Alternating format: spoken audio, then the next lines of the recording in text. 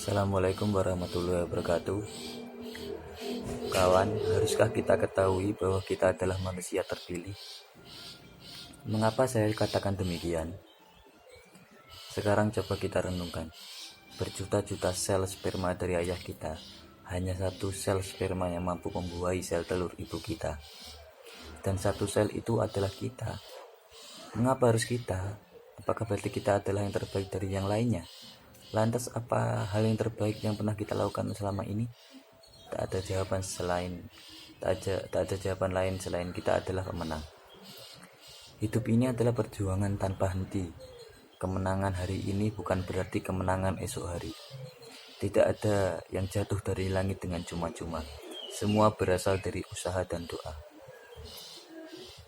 Kita tahu bahwa bagaimana hari esok.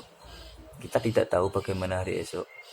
Yang kita bisa lakukan adalah berbuat sebaik-baiknya dan berbahagialah hari ini. Tak ada rahasia untuk menggapai sukses. Sukses itu dapat terjadi karena persiapan, kerja keras, dan mau belajar dari kegagalan. Orang-orang yang sukses telah belajar membuat diri mereka melakukan hal yang dikerjakan ketika hal itu memang harus dikerjakan. Entah mereka menyukainya atau tidak. Oleh karena itu, cara untuk menjadi yang terdepan adalah memulai dari sekarang. Kita tidak akan mengetahui masa depan kita jika kita hanya menunggu.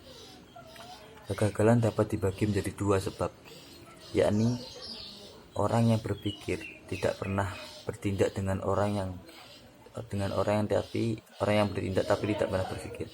Maka dari itu, belajarlah dari kegagalan yang mencapai tujuan yang sama dengan sebelumnya, namun lakukan dengan cara yang berbeda. Tetapi seandainya kita tidak memiliki pengalaman kegagalan, belajarlah dari kegagalan orang lain, karena kita dapat hidup cukup lama untuk melakukan semua kegagalan itu sendiri.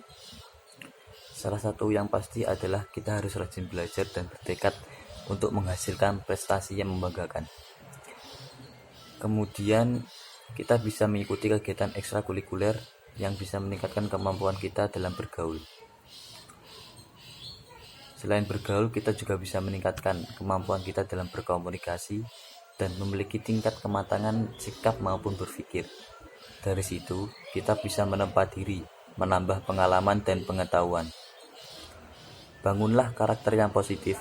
Bagaimana kalian bersikap, berbicara maupun memilih tema, berbicara maupun memilih teman dan lingkungan bergaul.